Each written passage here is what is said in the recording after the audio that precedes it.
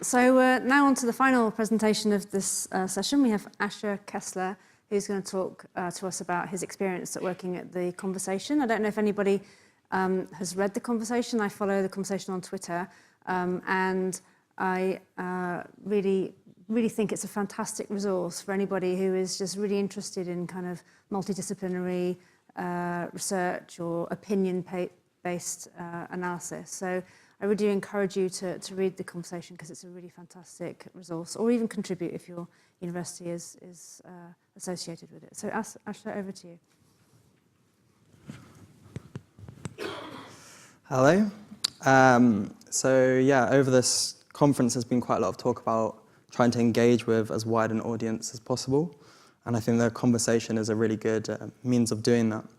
So for 3 months, the Lloyd's Register Foundation are still funding my internship there, and I'm just going to briefly explain kind of what The Conversation is, its impact, and how the articles I'm working on specifically help promote knowledge of science, safety, and risk in the public.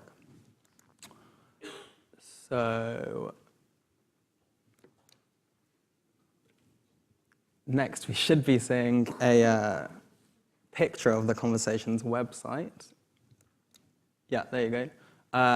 If you haven't gone on it before, I recommend you check it out. You can make it your browser homepage if you like. Read the articles, check on Twitter and such. So The Conversation is it was launched in May 2013, and it's a not-for-profit online publication that lets academics and researchers deliver their ideas and views to like as broad an audience as possible. So basically, our team of editors work with university academics to unlock their knowledge for the wider public. So essentially, we're letting experts, like many of you, write articles on the important issues which you think the world is facing today, on your research, and what you think that people more broadly should learn about. Who better to understand the problems surrounding things like militarized artificial intelligence, or perhaps the hype around blockchain in the shipping industry, than the people who have dedicated their lives to understanding and examining them. And our aim is really to encourage a better understanding of current affairs and complex issues. And we kind of hope that through this we can help achieve a better quality of public discourse and conversations. And it's an aim I'm sure you'll all agree is really important, especially now. So we cover an array of different topics, from arts and culture to Brexit. And obviously I'm working under the Science and Technology desk with special focus on issues of safety, security, and risk. And in a moment, I'm just going to take you through some of the articles that I've been working on that reflect the mission of the Lloyd's Registry Foundation. So in March of this year, the website was visited over 5 million times with 2.9 million individual users. And most of these were coming from the US, the UK, Australia, Canada, and India. And since The Conversation launched, it's published nearly 20,000 articles and given a platform to 11,500 academics. And all of our articles are published under Creative Commons rights. So this means that they can be republished by anyone. So every Thursday, the Nationwide Eye newspaper republishes 3 science and technology articles across the country. And I guess the most important thing that I'm trying to do is making important ideas that we're all concerned with as accessible as possible. Like, for example, the importance of deciding the best ways to approach risk-making with safety in mind. Yeah. And I thought the best way of kind of showing how what I'm working on reflects the mission of the Lloyd's Register Foundation is by looking at some of the statements that the Lloyd's Register Foundation have put up and going through some of the articles that we've been working on. So they say that their aim is to secure for the benefit of the community high technical standards of design, manufacture, construction, maintenance, operation and performance for the purpose of enhancing the safety of life and property at sea and on land and in the air. And 2 weeks ago, I helped work on an article that was published about how later this year the first autonomous robot will be deployed on an offshore oil rig in the North Sea. I don't know if anyone here has been working on it. But we worked with 2 experts from Liverpool John Moores University who examined why there was a need for such a robot. And the article explained the dangers that offshore oil rigs face, the people who work on them face, and discussed 2 different automation mechanisms and approaches that can make oil rigs safer in the future. The great thing about the conversation is that we can go in depth on these issues, and people like to read about them. So another statement, our mission is to protect the safety of life and property and to advance transport and engineering, education and research. And I don't know whether you saw a few weeks ago, but Sweden unraveled the first road which can charge electric vehicles as they drive. And I helped an academic from De Montfort University publish an article discussing this technology and alternatives that can help us reduce hazardous emissions. So although this technology here used by E-Road Arlanda seemed pretty amazing to me, he argued that if we're serious about reducing hazardous emissions, there are other technologies that would be less expensive and disruptive. And I guess it's a really good example of why it's so important to let experts write these articles so that lay people like myself can get a better understanding of what actually is going on. And this article was republished by Spain's biggest newspaper, El País, I hope I'm pronouncing that right, and has had over 30,000 reads online. And here's another quote, which you call read.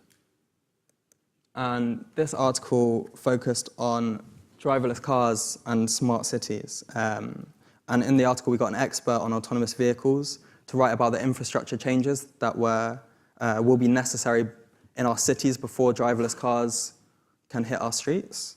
The vehicles don't just need to be fine-tuned, but our cities need to become smarter, and we need to create better data networks and deploy more 5G. And the article focused on the future of connected autonomous vehicles and the hugely positive effects that they can have for the wider society. And lastly, I saw that the Lloyd's Register Foundation was focusing on food safety, which we heard about yesterday.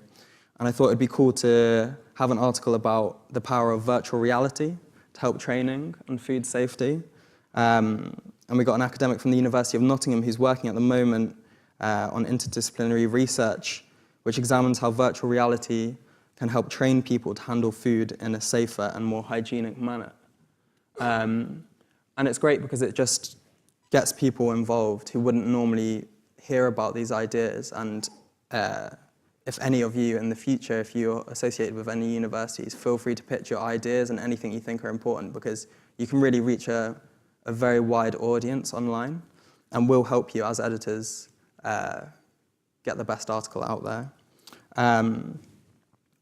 So the Lloyd's Register Foundation are funding my internships, and I guess I should say a little bit about how I'm personally benefiting from it. So as you probably know, journalism is a pretty competitive industry, and it's going through some tough times. So for me, it's an amazing start in this area, and it's kind of everything a young journalist could hope for. The conversation prizes quality over quantity, and it's great to be learning from such an organization. And I've been given the ability to follow ideas that I find interesting and think are important in the world. So aside from these, I've been able to publish articles on data privacy concerns with smart cities, and how engineering human cells could be the key to tackling cancer in the future. All things that I think are really important and interesting. And it's been a privilege to be able to work with academics from across the UK on some of the most exciting parts of their research, and make this accessible to the wider public. So if this is something that you genuinely think is important and you really do want to engage with as many people as possible, I really recommend you getting in contact, and we'll work together towards improving the public discourse on areas of safety, risk and science. Cheers.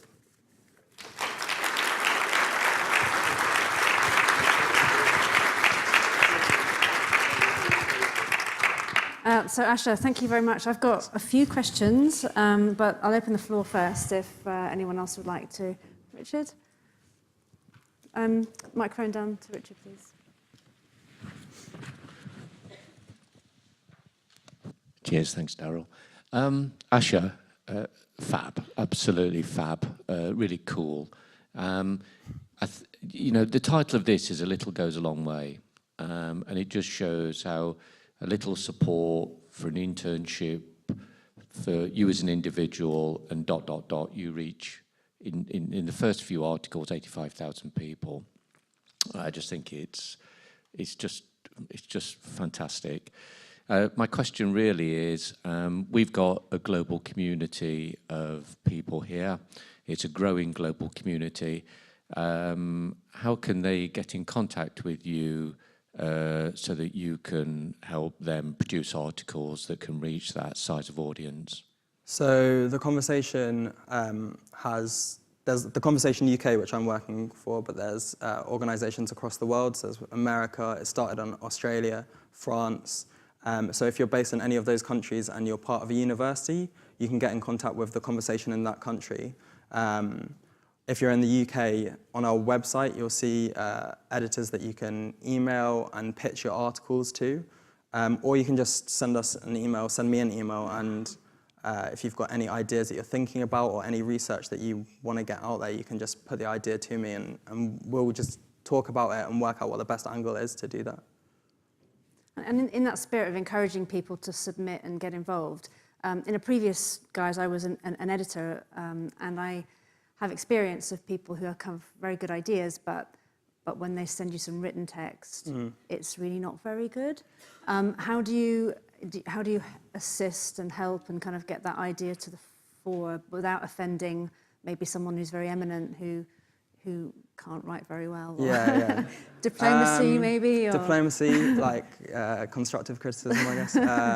Well, there's loads of different things that you can do. It's important to communicate very early on what the article is going to be engaging with and to work out what angle you want to do. So we publish around 800 words for each article. It can go over a bit, but it doesn't mean that you can put your whole project in or this wide research. You have to work out what people are going to be interested in. And that might be hard if you're not so engaged with, I don't know, outside of the academic community, but that's kind of what we're there to show you. It's amazing, sometimes that someone will send an idea and what they think is the most interesting thing is probably not, and we're kind of this is amazing, this bit of it, and they just don't even realize how interesting that is to people. That's good. So you provide that support and guidance for people to contribute. Yeah, definitely. That's great.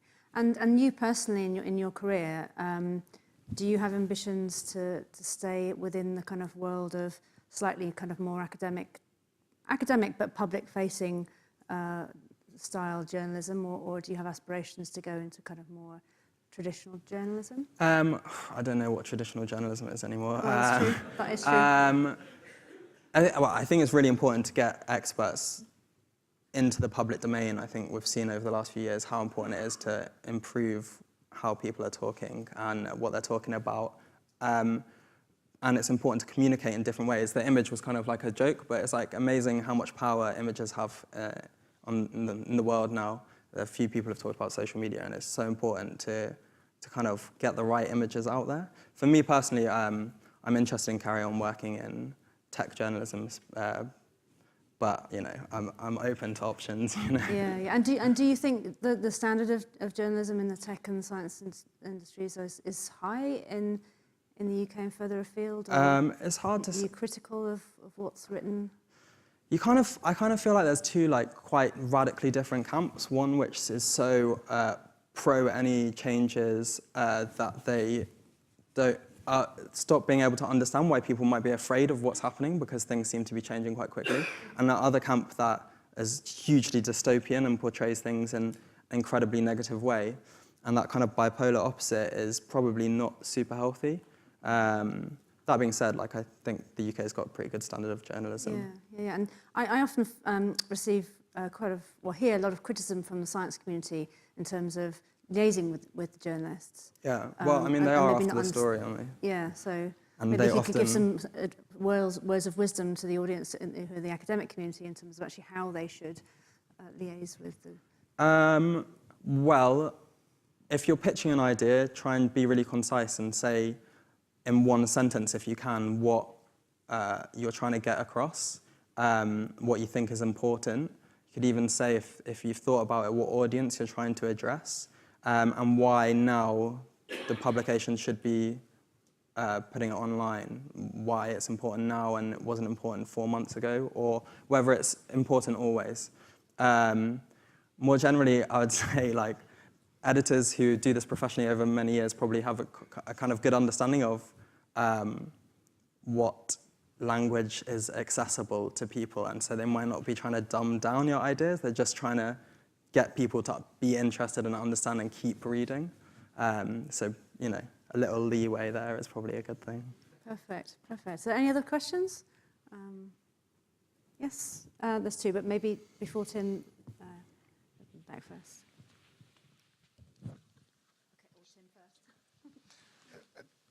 I'm sorry. Mid-Vale School for Gifts. Thank you for this intervention. Learned from last night. Just a word of support, really. I'm really impressed with what you've done in a short time so far.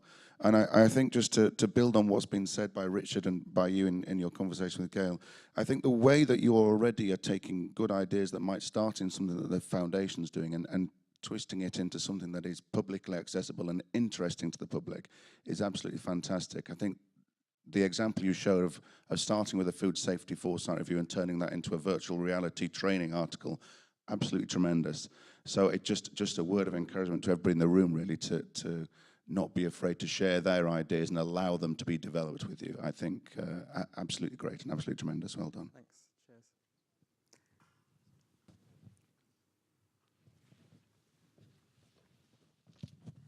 Hi, Asher. Thanks for that. My name's Rachel, and I'm from the Plymouth Marine Laboratory. And I recognise that, you know, actually communicating science is such a critical part of a scientist's job. But yet it's one of the ones that you find is actually the trickiest to teach, or the hardest thing to do, to actually get your impact across. And I wondered whether the conversation actually go into universities, the ones that you're affiliated with, to give them tips at those early stage of their career where, you know, it's really critical to get that advice and that help about how to communicate your science. Yeah, so I mean, I personally don't, but their team of editors go into universities, all the member universities, and work with academics one-on-one to develop their ideas into things that they could pitch to us and then we could publish. So a lot of what the conversation does is working with academics across the universities in the UK and also in Northern Europe as well. Perfect. Anyone else? No? Oh, yes. You just wait for the microphone, please. No, if you just wait for the microphone, because we can't hear you. Thank you.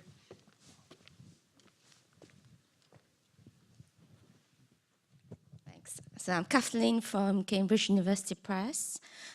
Just to say that really fascinating to hear Lord's Register supporting internship like this one. Can you say a bit more about editors are usually flooded with requests and story leads. What sort of criteria do you use when choosing your storylines? So how do you choose a good story? Well, I guess you're looking for the interesting angle. You're thinking almost as the reader, like, why should I click on this and read this now? Like, what's going to bring me towards this article? So is it breaking down a complex idea in an accessible way? So something like a list article can be quite good for that. So for instance, the article we did on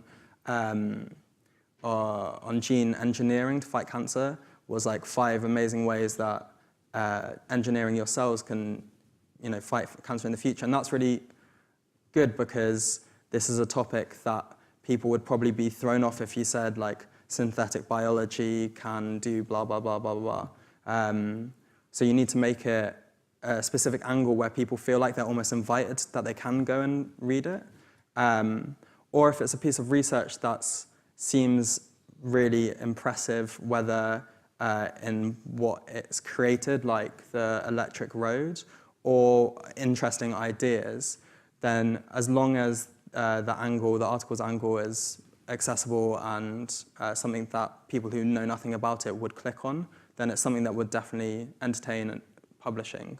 I think one of the things that editors get so many press releases about every little bit of research coming out that they have to just, because of how much they get, be quite ruthless with what they think is best for the website. But it's basically about creating a dialogue almost between experts and lay people.